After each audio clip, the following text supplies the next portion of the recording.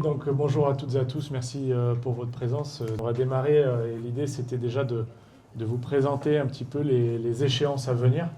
Parce que ce qui est important c'est effectivement ce qui s'est passé avant janvier, mais on va enfin reprendre le handball et c'est ça qui est important. Et donc je vous laisse projeter le prochain match évidemment, et ce qui est important c'est que c'est pour une place en demi. On est en Coupe de France tenant du titre, donc on l'a dit en début de saison, on doit à minima, selon les objectifs que j'ai fixés au groupe, c'est d'arriver sur au minima une finale pour aller défendre notre titre. On est tenant du titre. Donc le match de demain est très très important face à Aix-en-Provence, et surtout très important de le gagner pour passer cette étape. On vous a projeté aussi, mais bon, vous êtes des fins connaisseurs pour la plupart, on vous a projeté un petit peu les prochains rendez-vous, et surtout on en reparlera après. Il y aura 2 matchs qui se feront à la Sud de France Arena. Alors les prochains rendez-vous qu'on vous projette là, ce sont ceux qui sont à date avec les heures définitives qui ont été données par la Fédération européenne et par la Ligue nationale de handball. Voilà. Pour vous faire un petit point de la première partie de saison, on va démarrer sur le plan économique. Il est important de toujours mettre en lumière le travail qui a été réalisé et surtout le soutien qu'il y a derrière le club. On est à date à 90% de renouvellement de partenariat. Donc comme chaque année, on a un taux de fidélité qui est très important. Ce taux de fidélité de 90%, c'est important pour le club, savoir qu'on est suivi, qu'il y a toujours cet engouement et ce soutien autour du club au travers des entreprises qui aujourd'hui sont autour de nous. C'est un budget à peu près à 2 800 000 euros. Voilà, donc c'est important, hors naming. Donc c'est important de le mettre en avant, et on a 15% de chiffre d'affaires supplémentaire grâce à l'arrivée de nouveaux partenaires. Donc j'imagine que forcément notre victoire en Coupe de France a fait du bruit. J'imagine que derrière il y a de l'engouement autour du club, mais ce qui est important aussi c'est le travail des équipes qui continuent à aller chercher de nouvelles entreprises, et au travers de toutes les activités qu'on a, on arrive des fois à démarrer avec un événementiel avec MHB Event, et puis après ça devient des partenaires aussi, donc, ou des fois ils rentrent par les filles, ça devient aussi des partenaires, des fois c'est des partenaires chez nous qui vont chez les filles. Cette synergie fonctionne bien, surtout aussi avec l'appui des 16 actionnaires du club, puisque chacun, chaque année, ramène des partenaires qui sont autour d'eux. Donc il y a une vraie dynamique autour du club. Malgré tout, cette dynamique permet de gommer les baisses des subventions des 5 dernières années.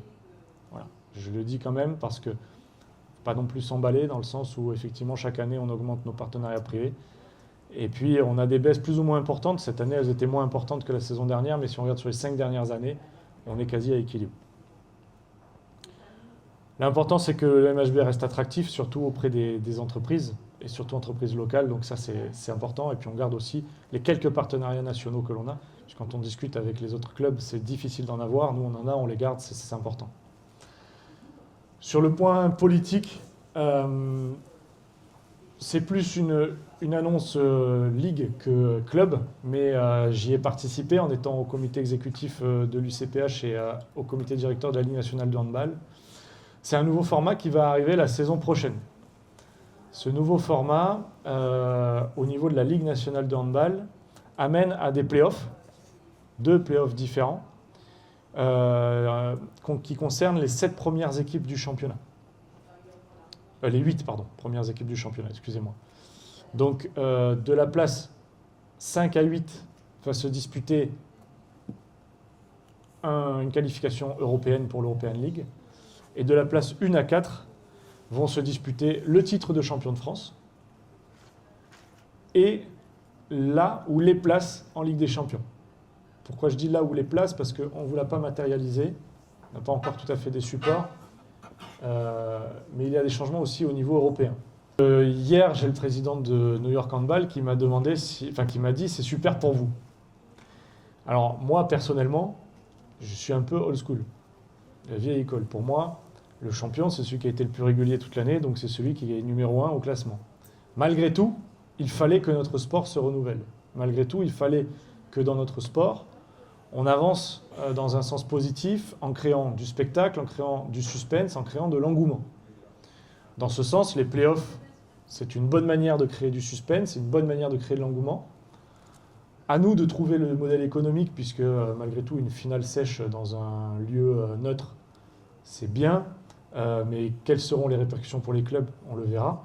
Ce qui est important, c'est que du coup, on suscite de la curiosité et que du coup, là où aujourd'hui, je trouve qu'on perd du terrain sur la communication auprès de notre club, enfin notre sport, on le voit sur l'Euro qui, selon moi, a été sous-médiatisé.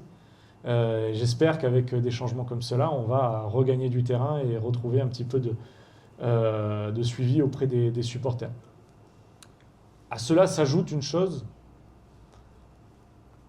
c'est le changement aussi au niveau européen. Alors, on ne vous l'a pas projeté parce qu'il n'y a pas encore de document officiel de l'EHF. Malgré tout, il est important de savoir qu'à partir de la saison prochaine, 5 clubs seront en Coupe d'Europe à partir du championnat français. Officiellement, un club en Ligue des Champions et 4 en European League.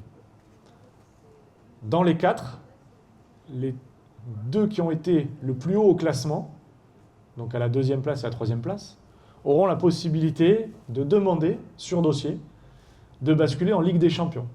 Parce que la Ligue des Champions a adopté un système, c'est qu'il y aura 24 clubs l'an prochain et non 16.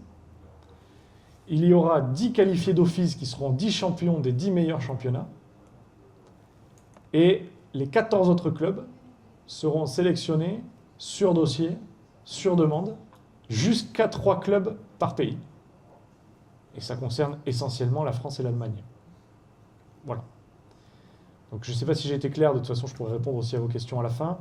Mais ce qui est certain, c'est qu'il faut retenir qu'on aura 5 clubs en Coupe d'Europe, et non plus 6. Il n'y aura plus de possibilité d'en avoir 6, c'est 5 maximum. Mais la contrepartie aussi, c'est qu'on pourra en avoir jusqu'à 3 en Ligue des Champions. Et ça, c'est une excellente nouvelle pour notre championnat. Ouais, sur le format, je partage l'opinion de mon président. Je suis aussi un peu old school. J'aime bien qu'un championnat récompense une saison régulière. Mais je trouve aussi que l'engouement, pour l'avoir vécu quand j'étais à Bordeaux sur la Pro League et des playoffs en Pro League, je trouve que l'engouement des playoffs est quelque chose vraiment de différent, d'embarquant pour l'ensemble du club, des supporters et du handball en général. Et ce sont vraiment des bons moments à vivre. Encore plus si on y arrive jusqu'au bout. Ce que je trouve dommage, c'est que le premier des playoffs est le jackpot total, à savoir être champion de France et en plus un accessible pour la Ligue des Champions. Personnellement, j'aurais préféré que la saison régulière donne un accessible par exemple à la Ligue des Champions et qu'après on fasse le playoff pour le titre. Là, le vainqueur des playoffs remporte la timbale avec une double récompense. Mais bon, on a les règles du jeu bien en avant. Et à nous de faire en sorte de répondre présent à ces nouveaux règlements. Mon seul grand regret, et ça c'est moi personnellement, et puis alors c'est position club, hein, c'est pas position UCPH ni LNH, c'est que je trouve pas normal que l'on crée du suspense en haut et pas en bas. On a parlé de la création de play-off et de play-down. Les playdowns ont été de suite balayés parce que forcément, ça touchait la plupart des clubs, en tout cas une majorité de votants. Voilà. Et donc c'est là qu'on voit la limite que quand on parle de choses qui concernent moins certains clubs, c'est plus facile pour eux de voter. Et quand on parle de choses qui les concernent eux directement, c'est plus difficile de voter pour le sens de notre sport. Parce que créer un suspense, c'est bien de le créer en haut, c'est bien aussi de le créer en bas. En tout cas, à vouloir changer les règles, autant créer un vrai changement jusqu'au bout. Les playoffs, c'est bien, les playdowns, c'est encore mieux. Mais bon, malheureusement, ça n'a pas été accepté en tout cas pas voté, par la plupart des clubs qui étaient concernés notamment par le fait de rester en première division. On passe au point structurel. Tout à l'heure, je vous ai parlé de MHB Events. C'est une entreprise qui fonctionne plutôt bien. On continue. Il y a un petit changement, c'est qu'on a fermé la restauration le midi. malgré tout, on continue à faire de beaux événements avec de belles entreprises. Donc ça, c'est important et cet espace va être dynamisé autrement. Voilà, donc comme vous le voyez aujourd'hui, conférence de presse, il peut y avoir d'autres événements. On voit aussi un repas qui se fait. C'est pas parce qu'on n'a plus le restaurant qu'on arrête. En tout cas, MHB Event avance bien, c'est une bonne chose. Et puis, le gros point de cette saison, je vous l'avais annoncé en début de saison, c'était de créer les Arena Shows, d'aller plus souvent à l'Arena en enchaînant des matchs, à la fois pour créer un événement à ce moment-là de la saison, mais aussi pour forcément optimiser nos coûts en jouant à la Sud de France Arena, puisque vous savez qu'à chaque match là-bas, on a des coûts structurels qui sont importants. On a donc décidé, et avec l'appui et le soutien de la métropole de Montpellier, je le dis et je le répète, parce que sans eux, on ne ferait peut-être pas cette opération-là, on a décidé de faire un deuxième Arena Show. Un deuxième Arena Show, donc le 3 et 6 mars prochain. Le 3 mars, le 3 et 7 d'ailleurs. Le 3 mars, on sera contre Flensburg. Donc là, comme on a notre ligne de conduite sur le match face à Aix qui explique qu'on va chercher la demi, eh bien, contre Flensburg, on va jouer contre le champion d'Europe. Et ce sera le remake de la dernière finale de la Coupe de l'European League. Et ça, c'est important de le mettre en avant parce que ça reste un très gros match européen. Flensburg ne parle pas forcément au grand public qui ne connaissent pas le handball, mais ce sera une très très grande affiche européenne à la Sud de France Arena. On aura un show, puisque l'Arena Show se doit de porter son nom comme il se doit. On aura un show d'une personnalité qui a fait récemment à Star Academy, peut-être plus sur un format comme on joue à 20h45 cette fois-ci, sur un format mi-temps ou léger fin de match. Enfin, on n'a pas encore bien décidé, mais la dernière fois, on avait Kenji, mais on jouait à 18h45 cette fois, donc on avait le temps après le match. Cette fois-ci, on verra comment on le crée, et surtout, on fait l'opération MHB Passion. MHB Passion, c'est quoi? C'est de faire adhérer les clubs de l'Hérault et au-delà à notre dispositif, et pour ça des tarifs très préférentiels, des jeux concours aussi pour gagner des maillots, etc. pour les clubs aux alentours, parce qu'il faut aussi qu'il y ait un vrai engouement et une vraie unité autour du Montpellier Handball pour des clubs comme Juvignac, comme d'autres clubs, Clermont-Lérault, etc., qu'il y a autour de chez nous. Et le 7 mars, donc on aura le grand match face au Paris Saint-Germain.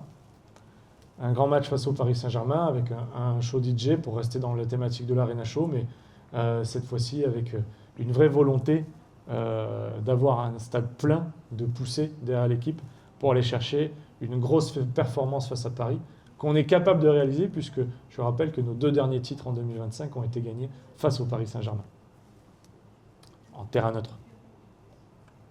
À Paris, pas tout à fait un terrain neutre, mais là on sera chez nous, donc il faudra donner de la voix pour gagner ces matchs. On en arrive au point sportif. Donc sur le point sportif, bilan de la première partie de saison, on a fait 24 matchs sur lesquels on a 4 défaites et un nul, et un titre, le trophée des champions. Aujourd'hui, on est dans ce que l'on souhaitait, mis à part peut-être un point noir, vraiment très noir, qui est cette défaite face à Nîmes, qui j'espère, ne nourrira pas de regrets à la fin de la saison, mais pour le moment, en tout cas, c'est le seul caillou dans la chaussure, puisqu'à côté de ça, on fait un match nul face à Nantes chez nous, on fait une défaite à Paris chez eux, mais on les reçoit en match retour. Et puis, en Coupe d'Europe, on perd face à Kiel, qui est un prétendant au titre. Malgré tout, on reste en course en championnat, on est 3e, on n'est pas les mieux placés, mais avec une volonté de gagner l'ensemble de nos matchs en deuxième partie de saison, on peut toujours aller titiller une première place, pourquoi pas. Je le rappelle, dès cette fin de saison, 2 clubs pourront déposer un dossier, donc le 2e et le 3e, pour la Ligue des Champions. Et puis, en Coupe d'Europe, on est toujours placé, on est au second tour, donc ça c'est important. Et en Coupe de France, on joue samedi pour une place en demi-finale. Sur ce championnat, on est 2e plus grosse défense du championnat, donc c'est important de le dire parce que on a toujours été un club et une équipe qui défendait fort. On m'a dit qu'avec le départ de Karl Conan, on perdrait peut-être sur ce point-là. Finalement, avec l'arrivée de Zvonimir Serna, on était content de pouvoir avoir une grosse défense encore avec du caractère. Et Zvoné s'est blessé pendant 2 mois pendant cette première partie de saison. Malgré tout, malgré ce, on est 2e défense du championnat. Et ça, c'est important. Et ensuite, 3e attaque du championnat. Donc, encore une fois, on a notre jeu, on y tient. Et Eric le met avec le groupe de la meilleure des manières sur le terrain chaque semaine avec des beaux scores, des belles parties. Et au FDI Stadium, à la Sud de France Arena, je peux vous assurer qu'on a du spectacle.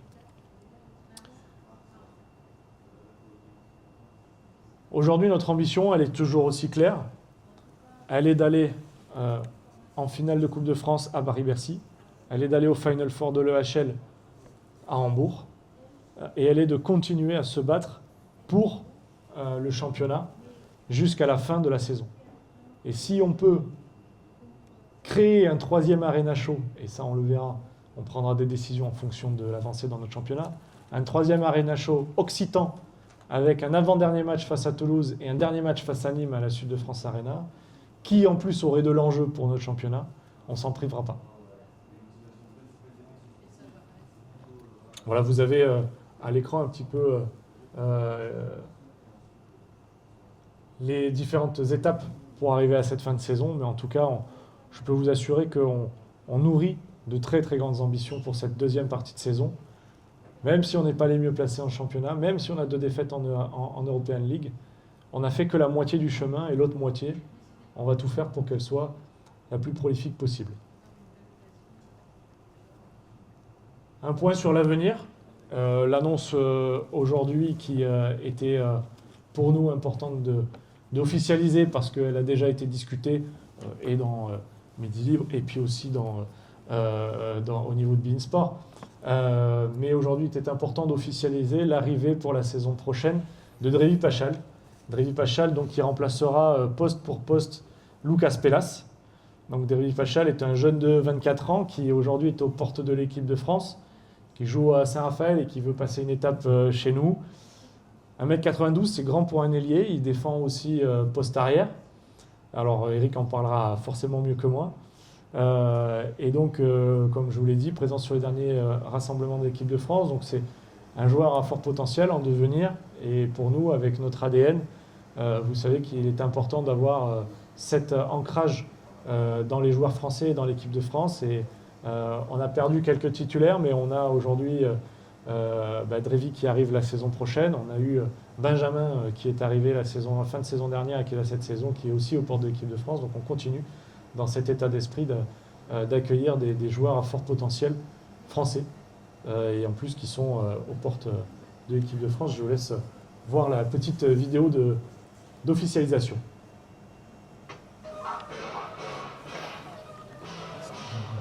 Sur les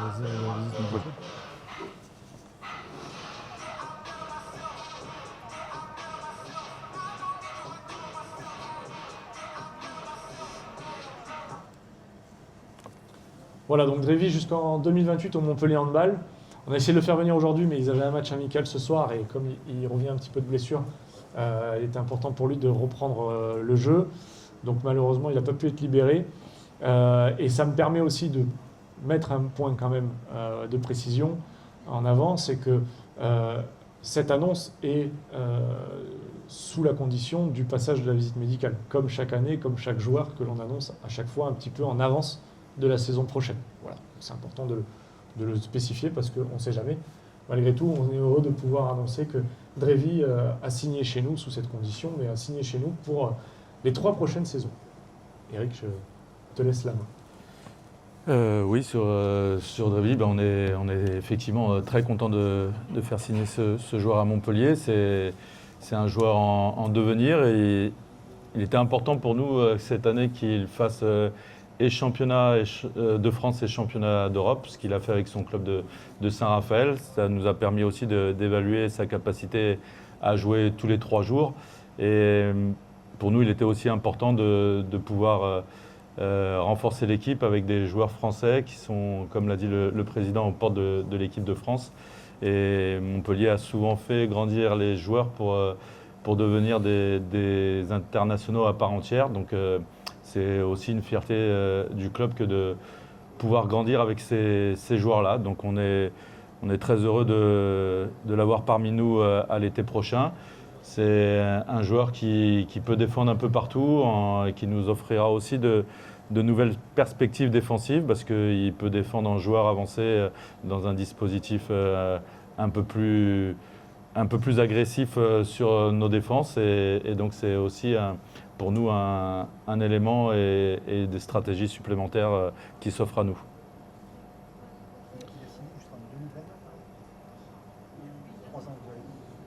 Ah, j'ai dû me tromper, non, c'est 2028. Ouais. 28. C'est moi qui me suis trompé dans mes calculs.